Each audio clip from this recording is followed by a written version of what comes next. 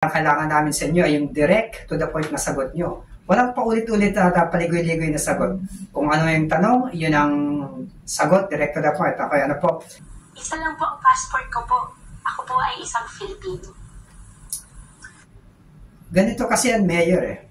Hindi ka naman questionin ngayon kung wala kang irregularity sa birth certificate mo, sa records mo. Either nagsisinungaling ang Senado o ikaw nagsisinungaling.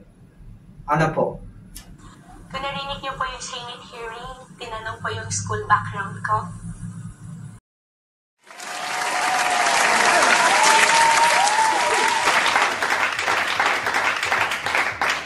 Welcome back mga nerds! So ayun na nga, ang hinihintay natin, ang exclusive, yes, exclusive report natin tungkol kay Mayor Alice Go. Because of the geopolitical tensions ngayon na tungkol sa mga Chinese spies na yan, at sa circumstances ng bigla ang paglitaw niya sa Bamban, ay talaga naman question na dito ang pagkatao ni Mayor Go.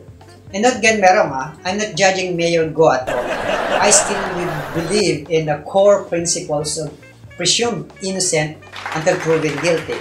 Marami kasi sa atin ngayon, mga netizens, nag-judge ka, halos lahat.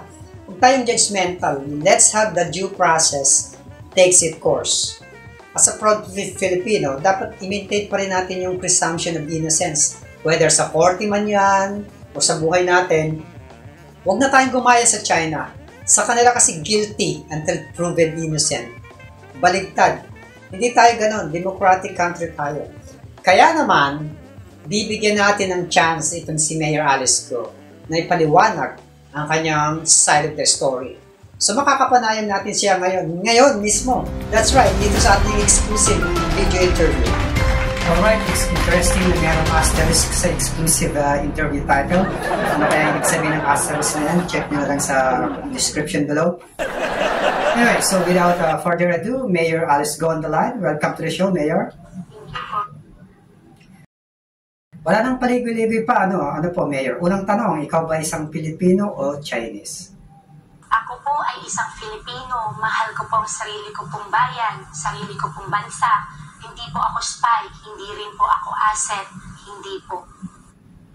Okay, Mayor. So pag sinabi ko bang US citizen ako, maniniwala ka kagad? It's a bold statement na dineclare nyo na kaya isang Pilipino. Mapapatanayan nyo ba yung statement na yan? Ako po ay Filipino passport holder at nag-iisa lang po ang aking passport. Ako po ay Filipino.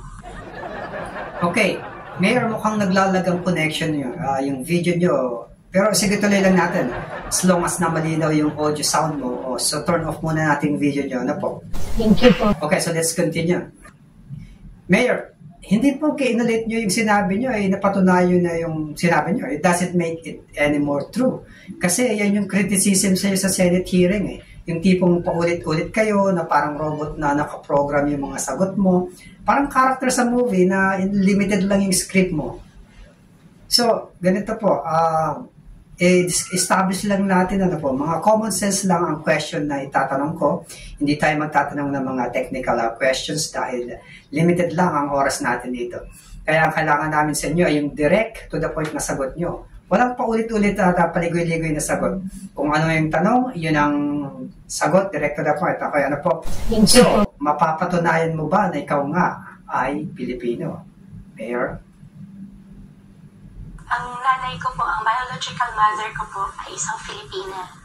Lumaki po ako, hindi ko po nakasama yung biological ko po mother. At the age of 12, nalaman ko po na siya po ay kasambahay po ng first wife ng dad ko po. So bakit sa Senate hearing sabi nyo, hindi ko alam, Your Honor? Para sa akin po, masyado po siyang private po. Para sa akin po, hindi ko po siya kayang sabihin po sa tao na iniwanan po ako ng sarili ko po ina. During the Senate hearing po, masyado pa ako na blanco. Hindi po ako taga Manila. Ako po ay taga probinsya. Hindi po ako sanay. At hindi rin natatakot po ako. Yun po yung mas tamang term. Na blanco po ako. Mayor, so dahil ngayon wala ka sa Senado, ina-expect namin na hindi ka na mabablangko. Kasi anything na sasabihin mo ngayon ay talagang i-scrutinize ng lahat.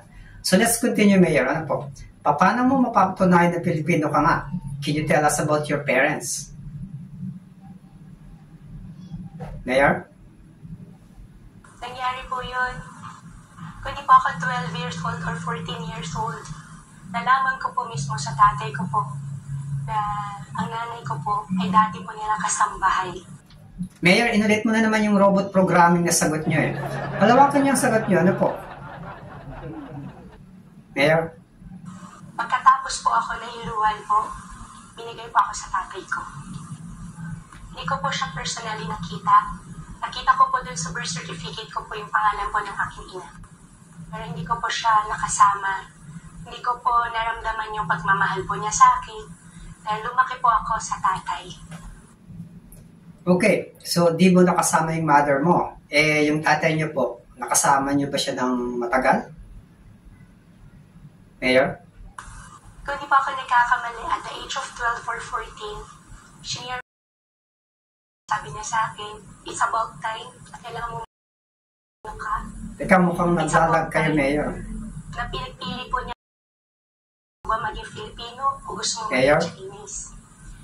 Gusto po niya, maging Chinese citizen ako. Ako po ay isang Pinoy.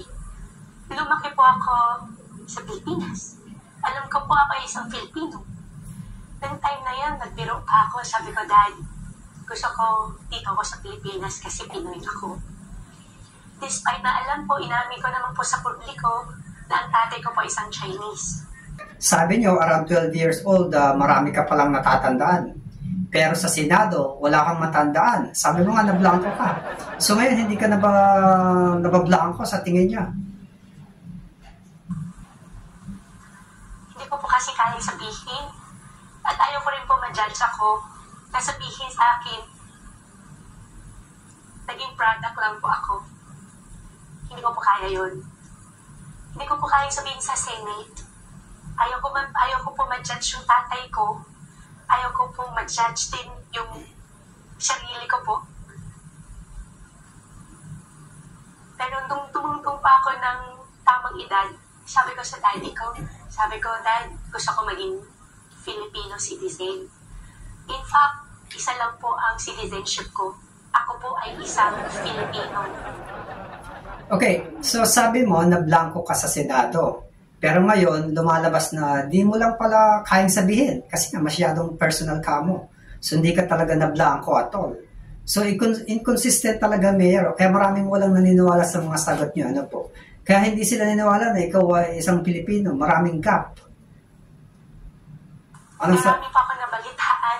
I-deport daw po ako. Yung sarili kong ina, iniwanan ako. Ngayon, yung sarili ko bang bansa, tatalikuran ako. I-deport po ako. Saan po ako i-deport? Malaysia, China, Singapore. Isa lang po ang passport ko po. Ako po ay isang Filipino. Ganito kasi yan, Mayor eh. Hindi ka naman questionin ngayon kung wala kang irregularity sa birth certificate mo, sa records mo, kung walang discrepancy sa mga sagot mo.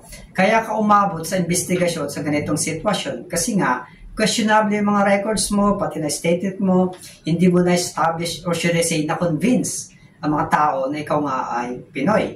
So, di natin may iwasan na yung mag-judge agad sa'yo. So, what I'm trying to say is, sa sitwasyong ito, kailangan natin ma-establish yung fact. Gusto natin malaman yung totoo. At hindi natin ma-achieve yan through emotional vibe na tipong paawa ka. Basta explain mo lang ano po, hindi na kailangan mag-create ng drama. Anyway, so sabi mo po, ayaw nyo pag-usapan yung private life mo. Pero dahil nga naharap ka sa investigasyon, expect mo na talagang uungkatin ang lahat ng pribadong buhay mo, mga magulang mo, kapatid mo. May mga kapatid ka po ba, Mayor? Meron po. Pero hindi ko po sila kilala. Tinago po ako sa farm. Okay, ulitin mo naman sana. So, nasabi mo ngayon na hindi mo sila kilala. Pero ayon sa evidence from the Senate hearing, kasama mo raw sila sa pag-travel, mga kapatid mo. So basically, either nagsisinungaling ang Senado o ikaw nagsisinungaling. Ano po? Kung narinig niyo po yung Senate hearing, tinanong po yung school background ko. Ako po, nag-aral po ako ng tutorial, homeschooling. Yan, Mayor, ang gusto malaman ni Senator Legarda noon at pati na rin ng mga taong bayan. So tell us something about your childhood. Siguro naman may mga natatandaan ka na ngayon. 14 years old pa lang po ako. Kasama ko na po yung tatay ko sa farm, sa piggery po namin. Natuto po ako magpaligo ng baboy. Natuto po ako magpaanak ng baboy. Natuto po ako mag-inject ng baboy, maggamot. Alam po ng mga supplier ng farming po namin. Alam po ng mga supplier po ng gamot, supplier po ng genetics, kung sino ako. Okay. Basically, wala kang bagong impormasyon na sinabi ngayon. Kasi yan din yung sinabi mo sa Senado eh. Na lumaki ka sa farm, nag-alaga ka ng baboy, etc. Akala ko, kaya ka nandito sa interview ngayon ay para magbigay linaw. Meaning, magbigay ka ng mga bagong impormasyon na sasabihin mo. Like sa childhood background mo. Ano po? Mayor? Kahit ayaw ko na pong banggitin yung salitang I don't know o hindi ko po alam. Kasi ginawa po nila akong kahihiyan dun sa nasagot ko. Pero, ganun pa man, yun po ulit ang isasagot ko sa inyo. Hindi ko alam. Nagsagol po ako, hindi ko po alam. Lumaki po ako sa farm. Mayor? Hindi po ako pumasok ng formal school. Nagtatrabaho po ako habang may tutorial po na dumarating po sa farm everyday. Mayor, inulit mo na naman statement mo, kasasabi ko lang. It doesn't mean na dahil inulit mo, it's more true. Kahit pa, ulit-ulit mong isagot yan, kahit kung walang pagbabagong impormasyon na sasabihin kayo, eh ganun pa rin. Anyway, dagdagan niyo po, dagdagan niyo yung kwento ng bata ka, ng experience mo, I'm sure mga kasambahay mo at mga empleyado niyo doon, may mga anak din sila. Nakakalaro mo ba sila? Umakyat ba kayo sa puno? Naliligo ba kayo sa ilog? Mga ganong childhood memories, ano po? Lumaki pa ako sa farm. Lumaki pa ako na tinago pa ako. Mayor. Lumaki pa ako sa farm. Mayor. Tungtong ko po ng 14 years. Kung po 12 or 14 years old, nalaman ko po na ang nanay ko po. Okay. Mayor. Kasambahay. Kailangan pa rin pabigyan ng konting clarification. Kasi ang homeschooling po, ang ibig ko po sabihin, ay pumupunta po sa bahay. Sa bahay po ako tinuturuan. Actually, in fact, lahat po ng mga naging empleyado po namin that time sa farm, tinuturuan po ako. Doon po ako nag-umpisa na nagkaroon ng isip. Sabi ko, paano nangyari? In fact, tama ba ganitong buhay? Na lagi lang ako nasa farm. Unti-unti, tinuturuan ako ng tatay ko sa negosyo. Doon po ako naumpisahan, doon din po ako nakilala ng tao. Natuto po ako bumili ng mais sa Concepcion, sa Bamban, sa Tarlac. Kasi ang hanapbuhay po namin baboy. Gumagawa po kami ng sariling feeds. Doon ko din po nakilala ang mga supplier po ng mga gamot, supplier po ng genetic mismo, yung baboy. At doon ko rin po nakilala ang mga naging buyer po ng mga baboy. Hindi po ako bigla na lang po lumabas. Marami pong akong kababayan, kahit yung bayan po namin, na makapagpatunay po, nakilala po nila ako, bata pa lang po ako. Okay, nabanggit mo yan na marami kang makakapagpatunay na lumaki ka nga sa bayan mo. And yet, wala kang nabanggit kahit isa mula kanina pa. Ang lagi mo lang nababanggit itong malaki ka na, nung kasama ka na ng negosyo, ng tatay mo sa negosyo, at nakilala mo ng mga suppliers nyo, at mga pang mga kanila nyo sa negosyo, pero never na nagbanggit ka tungkol sa childhood mo. So may malaking discrepancy, may malaki talagang gap, missing link. Unang-una po, kilala po ako ng mga tao na kasalamuha ko nung bata ako. Pangalawa po, ako po ay isang Pinoy. Ako po ay isang Filipino. Ako po ay meron passport Mayor. na Filipino. At nag-iisa lang po ang passport ko po, Filipino. Okay, Filipino Mayor. passport po.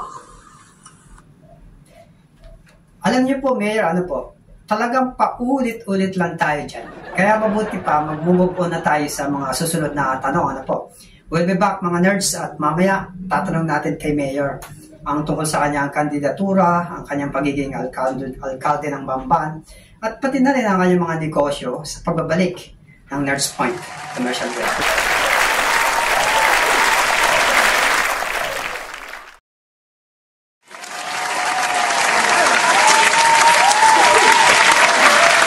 Welcome back dito sa Nerds Point, mga ka-nerds. So yun nga, nakapanayag natin ngayon si Mayor Alice Go dito sa ating pod show. Unfortunately mga nerds, wala na po tayong oras kaya hindi natin may telecast yung part 2, kalahating natitirang remaining ng kanyang interview kasi masyadong mahaba at paulit-ulit ang mga sagot ka. But don't worry mga nerds, we have the complete interview. We will release it online. At kung gusto nyo i-telecast namin yung part 2 sa susunod na episode namin, comments lang kayo below at gagawa natin ang paraan. Nevertheless, nagpapasalamat tayo dito kay Mayor Alice Go sa kanyang pagpapaunlak na nakapanayam natin ngayon sa exclusive interview na to. Although kahit wala tayong bagong information na nalaman sa kanya, sa pagkatao niya, so far, dun sa nakita niyong unang parte ng interview niya, abangan natin ang mga mangyayari sa kasong yan. And, thank you rin nga pala kay Miss Cassandra Cortez, yes, for coming here on our show. Marami tayong natutunan sa kanya. At syempre, don't forget na rin na mag-like, mag-subscribe, and click the notification bell para lagi kayong updated sa mga susunod na episode ng Nerds Point. Thank you nga pala sa check sa aking wardrobe. Kay Direk Marcel Savius. Thank you nga pala sa ABS-CBN sa kanyang exclusive video footage na para sa ating episodes. Okay, good night everyone. I'm out of here.